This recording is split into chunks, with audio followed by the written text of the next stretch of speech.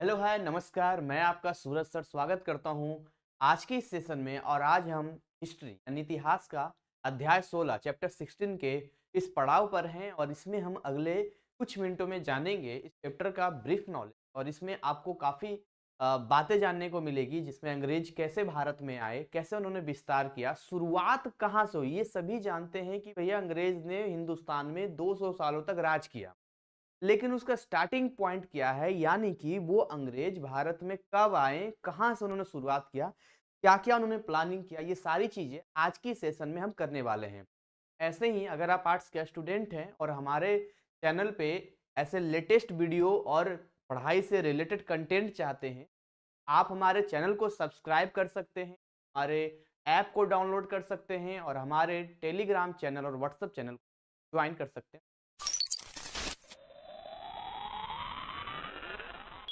चलिए यहाँ पर हम आपको बताते हैं। देखिए स्टार्टिंग होता है यहाँ पर सन, यहाँ पर 1600 स्टार्ट होता है एक ईस्ट इंडिया कंपनी की। समझिएगा, डाटा समझिएगा। अंग्रेज लोगों के अगर बिल्कुल स्टार्टिंग पॉइंट जाएंगे तो कहा जाता है कि वास्को डिगामा अमेरिका की खोज में जब भारत पहुंचा, भारत पहुंचने पर उन्होंने पाया कि भाई यहाँ का जो सामान है 1 रुपया में खरीदो और अपने देश में ले जाकर 60 रुपया कमाओ। तो जो 60 गुना का मुनाफा था, ये मुनाफा कहीं ना कहीं यूरोपियन कंट्रीज तक पहुंची और सबसे पहले जो है ब्रिटेन में पहुंचा। वहां के जो और व्यापारी लोग थे, है ना, जो व्यापारी लोग थे, वो इंडिया विजिट करना शुरू किया। हालांकि एक दो बार वास्को डिगामा आया गया, ऐसा नहीं कि एक बार में गया और ये बातें फैल।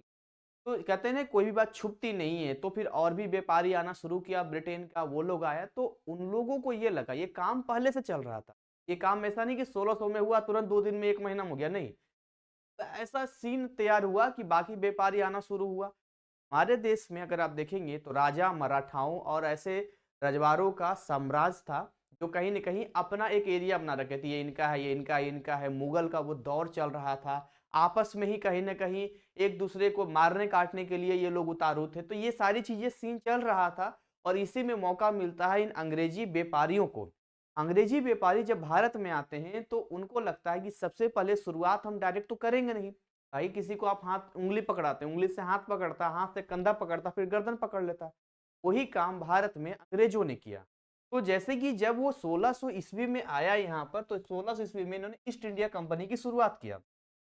ईस्ट इंडिया कंपनी की शुरुआत ये बोल के किया कि भाई यहाँ पर हम बिजनेस करना चाहते हैं, व्यापार करना चाहते हैं, तो इसके लिए हमें एक जगह चाहिए ना कम से कम, जहां पर हम अपना सामान रख सकें, ले जा सकें। तो एक नाम रखा ईस्ट इंडिया कंपनी। अब इंडिया वर्ड जो है वो अंग्रेजों ने दिया, हमारा इंडिया से कोई लेना देना नहीं है। समझ रहे हैं आप, जो भी गुलाम होते थे उन्हें वो इंडियन इंडियन के नाम से जानते थे। बट वो अलग बात है कि अब भारत का नाम एक इंडिया भी हो गया है, जिसको हम इंग्लिश में हम कहते हैं। एनीवे, तो ईस्ट इंडिया कंपनी का ये पिक्चर आपको दिख रहा है। उस समय जहांगीर, ये जो फोटो आप देख रहे हैं ना, ये फोटो आप देख रहे हैं, ये जहांगीर साहब बैठे हैं। जहांगीर का टाइम था वो, और जहांगीर मुगल साम्राज्य जहांगीर के टाइम में जो है, ये बात है 1608 की, जब जो आपका सम्राट जेम्स था, सम्राट जेम्स मतलब ब्रिटेन का जो सम्राट था जेम्स प्रथम, उसने भेजा किसको, उसने भेजा कैप्टन हॉकिंस को भेजा। ये देखिए, ये है कैप्टन हॉकिंस को भेजा, जाओ और जाके जो है वहां पर जो है जहांगीर से एक प्रस्ताव रखो। तो ये कैप्टन हॉकिंस आता है और आने के बाद देखिए ये पढ़ रहा है ना, ये देखिए पढ़ रहा है यहाँ पर इसका जो भी इसका है कि भाई हमारे जो सम्राट हैं वो हमारा एक प्रस्ताव, हम राजदूत बन के आए हैं। तो बोला क्या है भाई, जहांगीर ने बोला। तो यहाँ बताया, तो बोलिए क्या बोला, सूरत में बसने की इजाजत मांगी जहांगीर से। भाई सूरत में हमें बसने की इजाजत चाहिए। क्या बोल रहा है, बसने की इजाजत चाहिए। ये नहीं बोल रहा है कि हम क्या करेंगे, मतलब भाई ठीक है नॉर्मल बिजनेस करेंगे, सूरत में हमें एक जगह चाहिए। तो जहांगीर यहाँ पर डन कर देता, कहता ठीक है जाओ, हम आपको इस बात की इजाजत देते हैं। अब देखिए जहांगीर ने भी नहीं सोचा था कि आगे जाके क्या होगा। अगर जहांगीर इसको यहाँ मना कर देता, शायद ये सारा काम इतना आगे नहीं फैल पाता। समझिएगा ध्यान से, अभी क्या कहानी खेल शुरू हुआ है। उसके बाद क्या हुआ यहाँ पे, फिर सम्राट जो जेम्स प्रथम था, वो 1615 में, देखिए 1608-9 में इसको प्रस्ताव मिल गया, यानी 6 साल बाद फिर भेजा। सर थॉमस रो को भेजा। किसको भेजा, देखिए ये है ना, सर थॉमस रो को भेजा। तो सर थॉमस रो को भेजा यहाँ पे, किस लिए भेजा सर थॉमस रो को, सर थॉमस रो को यहाँ पर भेजा कि जाके एक प्रस्ताव और देकर आओ। कैसा प्रस्ताव यहाँ पर भेजा, यहाँ पर तो इसको प्रस्ताव भेजा कि हम आपके साथ व्यापारिक संधि करना चाहते हैं, है ना, बिजनेस का एग्रीमेंट करना चाहते हैं। तो जहांगीर को थोड़ा अटपटा लगा, तो जहांगीर ने इसको क्या कर दिया, मना कर दिया कि हम नहीं करेंगे। अब देखिए इनका जो इरादा था कभी भी पॉलिटिकली नहीं था, ये कभी भी सामने से नहीं आना चाहते थे, तो इसीलिए ये टारगेट रेवेन्यू पर होता था, रिसोर्सेस पे, संसाधन पे, कैसे यहाँ की चीजों को लिया जा सके। और इन्हें पता था ये काम एक दिन में नहीं होगा, इसके लिए बहुत समय लगेगा और बहुत आराम आराम से करना पड़ेगा।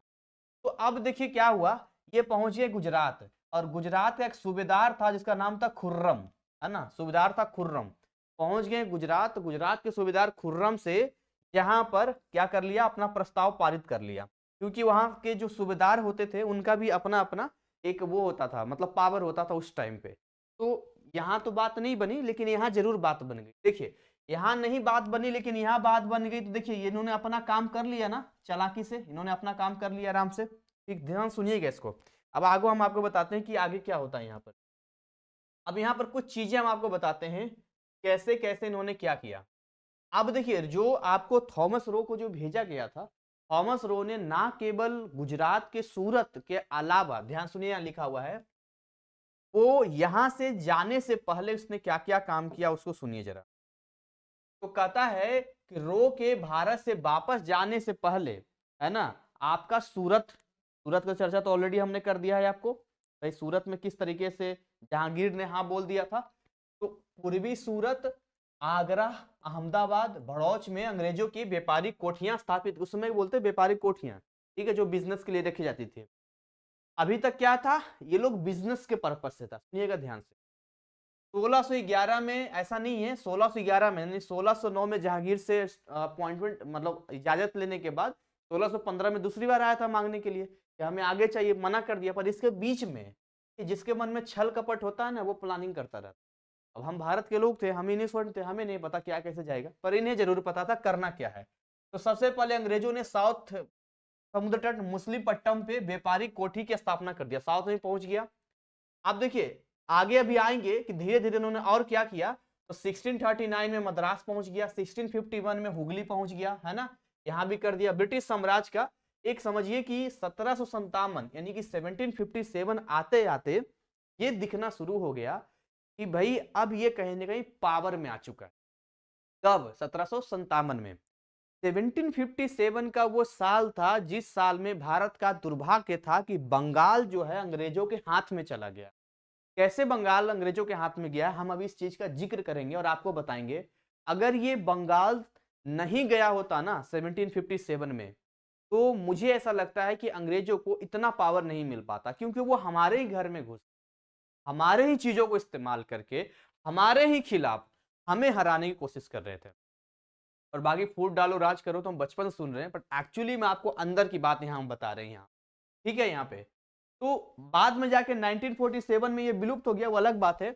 अच्छा ऐसी बात नहीं है कि केबल और केबल जो है ना, केबल हम ये नहीं कह सकते कि केवल ब्रिटेन की कंपनी ही आई, और भी बहुत सारी यूरोपीय कंपनियां भारत में आई। जैसे कि बताते, देखिए फ्रांसीसियों ने भारत में सबसे अंत में प्रवेश किया, सबसे बाद में फ्रांसीसी आया।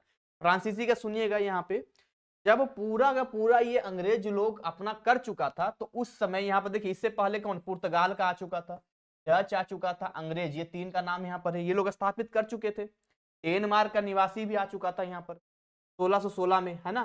फ्रांस के सम्राट लुई 14वें के मंत्री ऑकोलवर्ट के सहयोग से ये भारत में कब आया तो फ्रांस भारत में आया 1664 में आया। कब आया, 1664 में आया। और उन्होंने क्या नाम रखा, फ्रांसीसी ईस्ट इंडिया कंपनी की स्थापना की। अब देखिए ये जो कंपनी थी फ्रांस की, ये सरकार के संरक्षण में थी।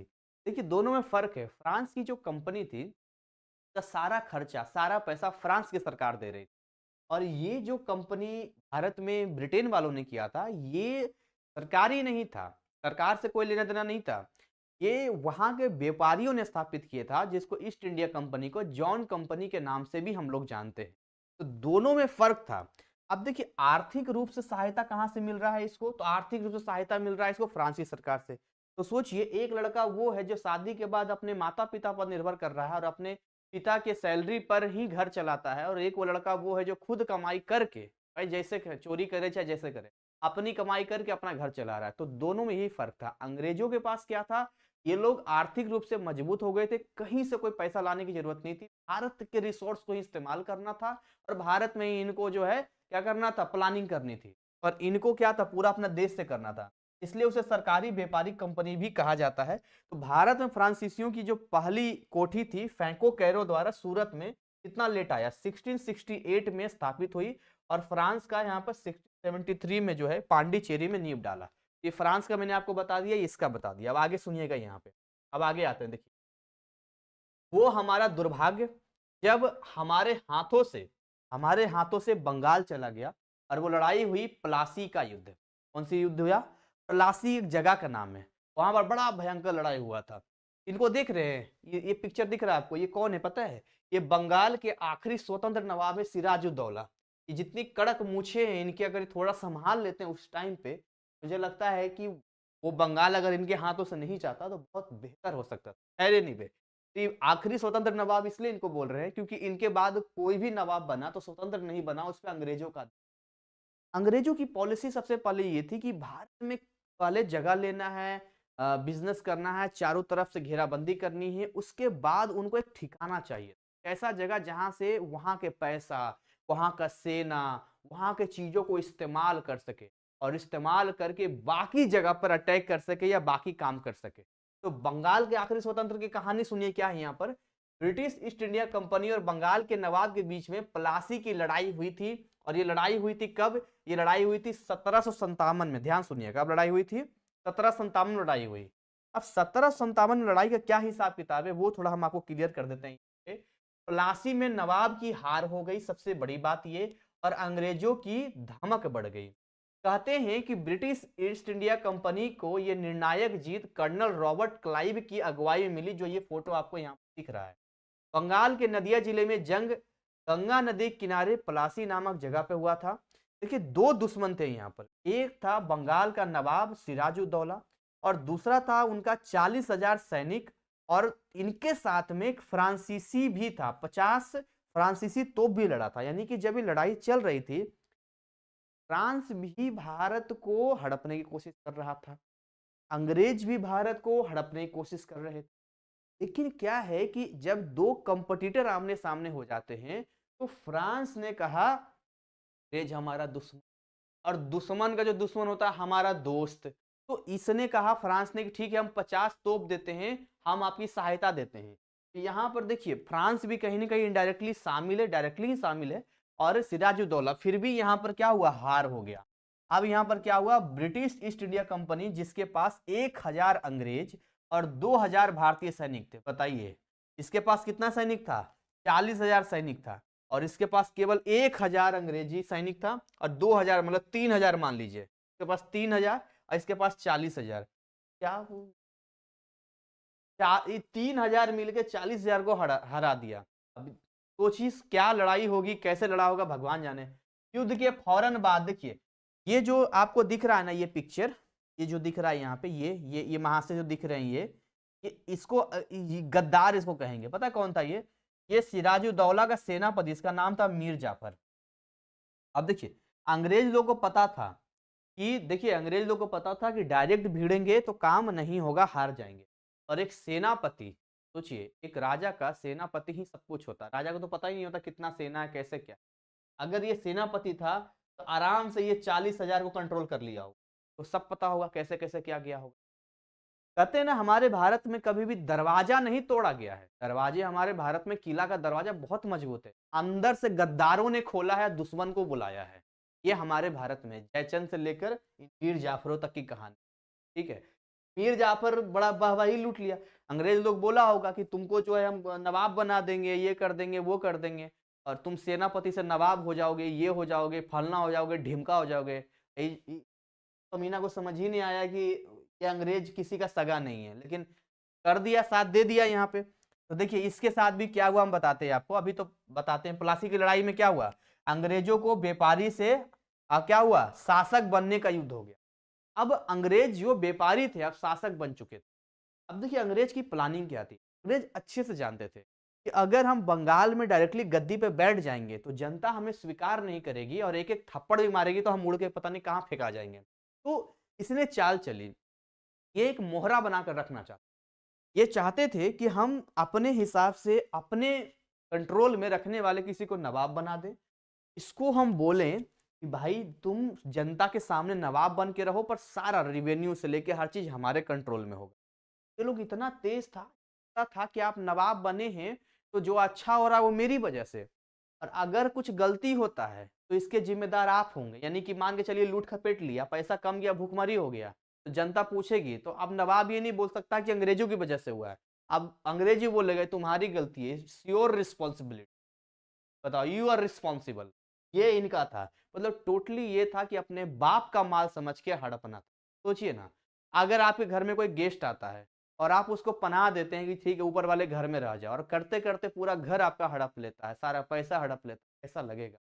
ये जितना ये लोग हैं ना, ये लोग जो हाई फाई दिखता है, hi fi, I am John, I am fan, इन कमीनों को उस समय भारत के लोग अगर एक एक थप्पड़ भी मारते हैं ना, तो शायद आज इतिहास में ये नहीं कहा जाता कि भारत 200 सालों तक अंग्रेजों को गुलाम। समझ रहे हैं, शुरुआत यहीं से हुई है। ठीक है, अब सुनिएगा यहाँ पे क्या हुआ। प्लासी की लड़ाई हो गया, आपका एक्सप्लेन कर दिए। अब आपको बताते हैं यहाँ पे, तब पढ़ाते हैं खून खोल जाता है। ठीक, अब देखिए सबसे लास्ट पेज आपको बताते हैं यहाँ पर क्या हुआ यहाँ पर। तो देखिए इसका डेट देख लीजिए जरा, 1757 से 1760 तक रहा है यहाँ पर। अब देखिए मीर जाफर जो था ना, मीर जाफर कहीं ना कहीं ऐसा था कि अपना दिमाग चलाने लगा। तो अंग्रेजों को लग गया था यार ये मेरे कंट्रोल में तो नहीं है ना, अपना दिमाग चला रहा है, तो अब जब भी इसको लगा खटक तो उसको हटाओ यहाँ से। तो हटाओ, तो अब देखिए अब ये गद्दारी किया तो इसके भी कोई गद्दारी करेगा। अब देखिए कौन आता है, ध्यान सुनिए। दिख रहा है आपको एक काला सा आदमी, आराम से, फोटो भी आपको क्लियर नहीं दिख रहा होगा, बड़ा कर दें, देखो देखो देखो।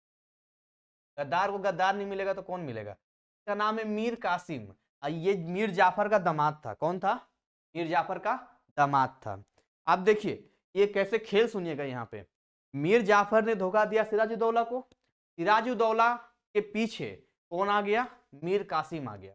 अब मीर कासिम आ गया और उसमें रॉबर्ट क्लेव था यहाँ पर, वही था जो कमांडर था ब्रिटिश का यहाँ पे, ये इससे मिल गया।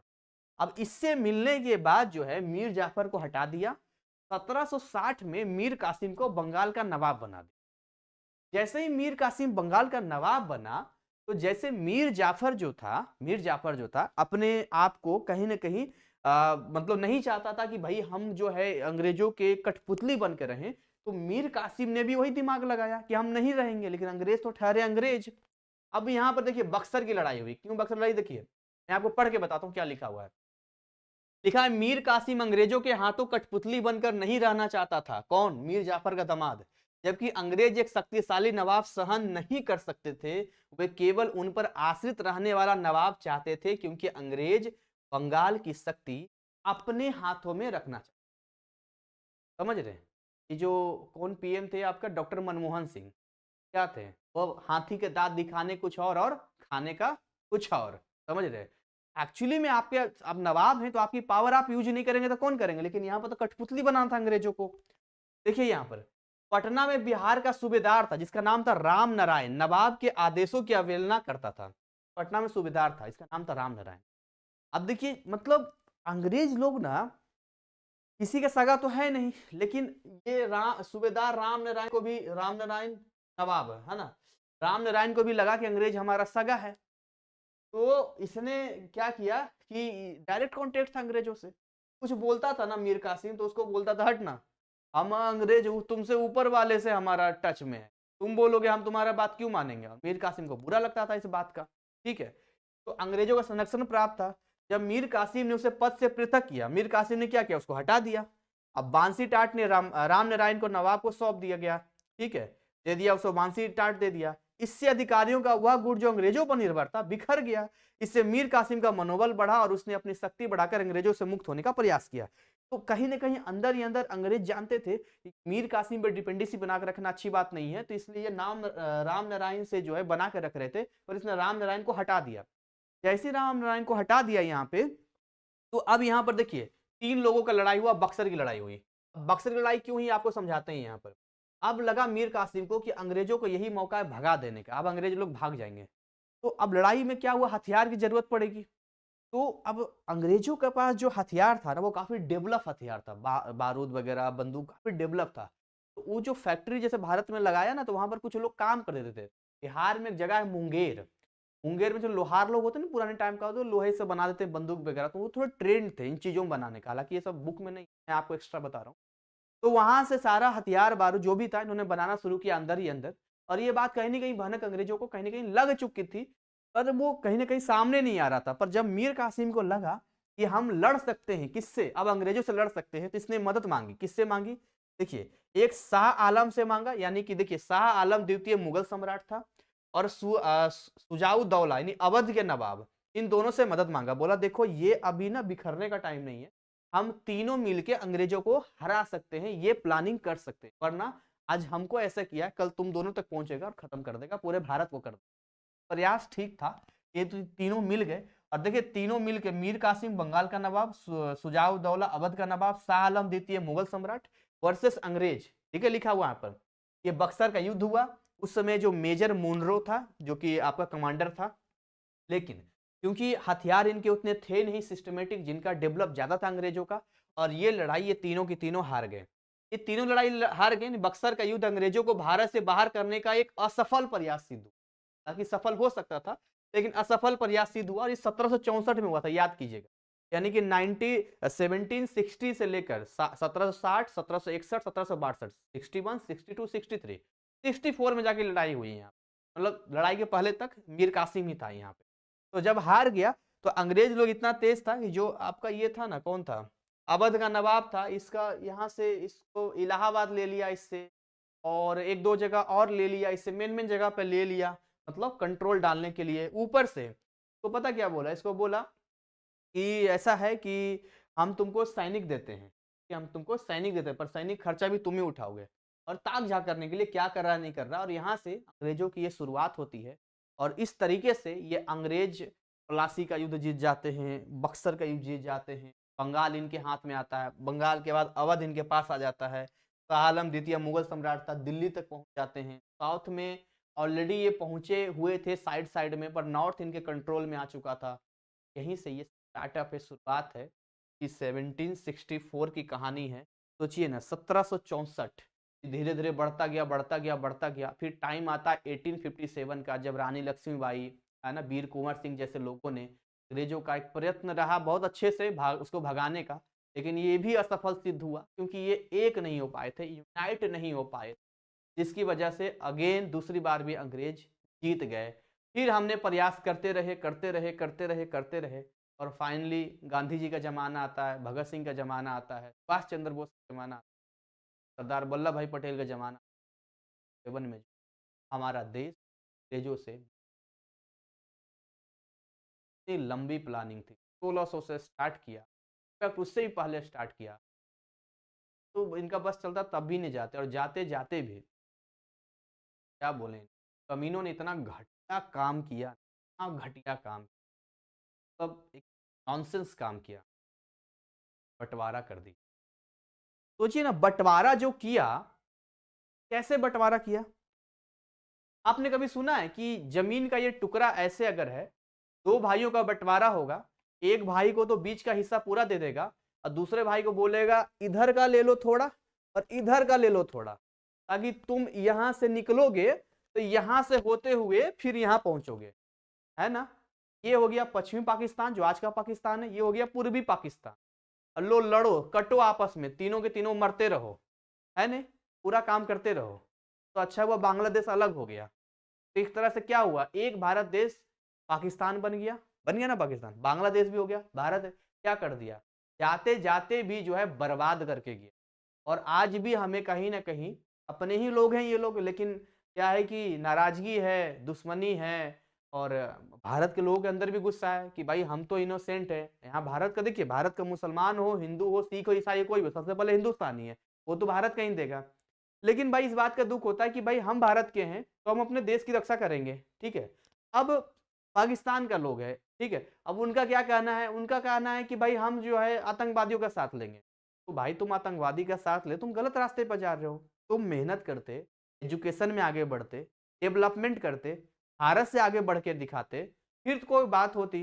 तुम गलत रास्ते को चुन लिया तुमने, और गलत रास्ते को चुनकर तुम कह रहे हो कि हम जो है भारत की बराबरी करेंगे और भारत का नुकसान करेंगे। तो भारत तो कभी भी, कभी आपने सुना कि भारत ने जानबूझ के किसी के बॉर्डर पर जाके गोलीबारी शुरू कर दी हो या परेशान करना शुरू कर दिया हो, ऐसा तो कभी भारत ने नहीं किया। सामने से कोई आएगा तो हमें तो लड़ना पड़ेगा ना, हमें तो काम करना पड़ेगा। तो ये क्या है, आपस में दो भाइयों को अलग कर दिया और हमेशा के लिए कब तक ये लड़ाई चलेगी हमें भी नहीं पता है। तो खैर इसी के साथ अपनी वाणी को यहाँ विराम देंगे। कैसा आपको लगा फीडबैक हमें कमेंट में दे सकते हैं। ऐसे ही इंटरेस्टिंग तरीके से हम आपके लिए कोर्स डिजाइन कर रहे हैं जो हमारे ऐप में बहुत जल्द आपको अवेलेबल मतलब हो जाएगा। आप वहाँ से परचेज कर सकते हैं कि मोबाइल रिचार्ज के बराबर, और आपके हिस्ट्री को इतना इंटरेस्टिंग बना देंगे कि पढ़ते पढ़ते पढ़ते ही आपको सब याद हो जाए। So much, this